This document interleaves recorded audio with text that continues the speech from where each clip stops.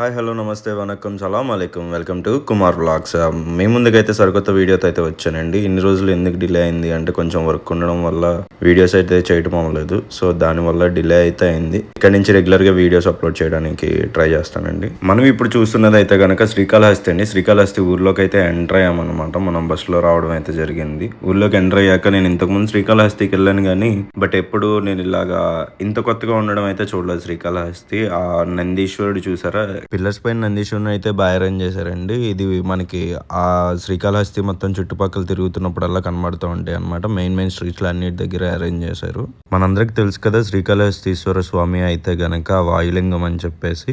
శ్రీకాళహస్తిలో వాయులింగం అనమాట మనకు ఉండేది శివలింగము. పంచలింగాల్లో మనకి ఒక లింగం మనకి శ్రీకాళహస్తిలో ఉంది. అలాగే ఇది సవర్ణముఖి నది సమీపంలో అయితే ఉండడం అయితే జరిగింది. ఇక్కడ మనకైతే వినాయకుడు జల వినాయకుడుగా అయితే గనక దర్శనం ఇవ్వడం అయితే జరుగుతుంది. మనకి ఇది 4th గోపురం ఏదైతే ఉందో ఆ 4th గోపురం దగ్గర అయితే గనక మనం కింద మెట్లు దిగి లోపలికి వెళ్తే గనక మనకు ఒక వినాయకుడు కనబడతారు. ఆయన్ని జల వినాయకుడు అంటారు. లోపల ఏదైతే మందిరం ఉందో మనకి మందిరం లోపల కూడా అయితే కనబడడం అయితే జరుగుతుంది. మనం చూస్తున్నట్టయితే గనక మనం గుడి దగ్గరికి అయితే వచ్చేసాము. ఆ పైన వచ్చేసి మనకి ఈశ్వరుడు అండ్ పార్వతీమాతవి విగ్రహాలు అయితే ఉన్నాయండి. మనం అక్కడ దాకా అయితే వెళ్ళలేదు అనమాట. అండ్ అక్కడ పైన మనకి కనబడుతున్న శివుడు పార్వతి విగ్రహాల దగ్గరే మనకి భక్త కన్నప్ప గారి విగ్రహం కూడా అయితే ఉండడం జరుగుతుందని చెప్పేసి కింద ఉన్న వాళ్ళు అయితే చెప్పడం జరిగిందనమాట. అండ్ మనం చూస్తున్నది అయితే కనుక సవర్ణముఖి నది. సవర్ణముఖి నది మీద కట్టిన ఆ బ్రిడ్జ్ ఏదైతే మనకి స్టార్టింగ్ లో కనబడిందో దానికి 100 years అయితే పూర్తయినాయి. మనకి దాని మీద బోర్డు అయితే ఒకటి పెట్టి ఉంచడం అయితే జరిగింది. మనకి క్లియర్ గా అర్థమైంది ఇది 100 సంవత్సరాలు అయింది కట్టడం అని చెప్పేసి.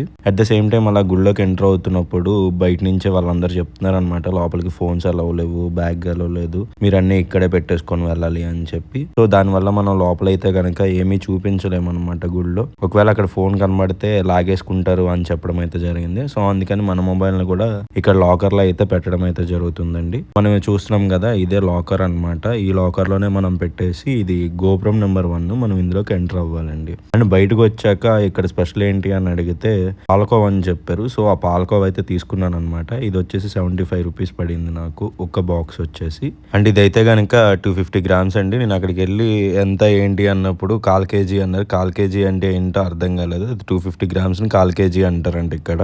మీలో ఎంతమంది కోవాని శ్రీకాళహస్తి వెళ్ళినప్పుడు టేస్ట్ చేశారో కామెంట్ బాక్స్ లో తెలపండి. అలాగే ఎంతమంది శ్రీకాళహస్తి ఈశ్వరుడి యొక్క టెంపుల్ ని ఇప్పుడు దాకా దర్శించుకున్నారో వాళ్ళు కూడా కామెంట్ చేయండి, లైక్ చేయండి, షేర్ చేయండి, సబ్స్క్రైబ్ చేయండి. మీ ఫ్రెండ్స్ అండ్ ఫ్యామిలీ సబ్స్క్రైబ్ చేయించి